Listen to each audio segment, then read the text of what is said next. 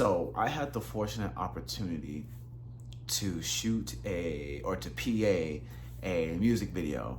And not gonna lie to you, it was one of the worst experiences of my life. It's the first time I really ever PA'd. I never really want to PA ever again. After that, I haven't PA'd since then. A lot of grunt work, a lot of BS, I just didn't like it, to be honest with you. I wanted to walk out throughout this entire day because it was 12 hours, and I think by the end of the day we only got paid like probably $50 to $75, but that's neither here nor there. That's neither here nor there.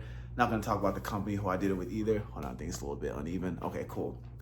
So I want to start off by saying that even during this day when I got there at 7 a.m. and we left by like 10 p.m., it was still one of the best days of my life, and it changed my life forever. And here's why.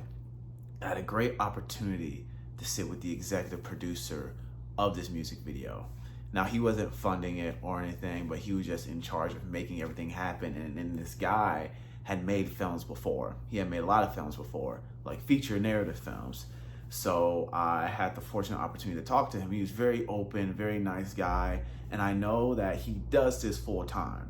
Not only that, he's been doing it full time for a while, and he's one of the few filmmakers who I know who was able to actually get rid of his 9 to 5 and put it all together. So I really want to pick this guy's brain. So during downtime, while they were off shooting, I was in the break room. He came in, he starts talking to me randomly. He wants to know like who I am, yada, yada, yada. And I tell him my name, I'm Josh. At the time, this was back in 2022, early 2022. I was an actor. I had just moved to LA in late 2021, so I hadn't even been in LA for a year yet. And I told him that, I want to break into the scene. I want to be an actor. He's listening to me, and I realized he's not cutting me off or anything. He's really just letting me tell my story.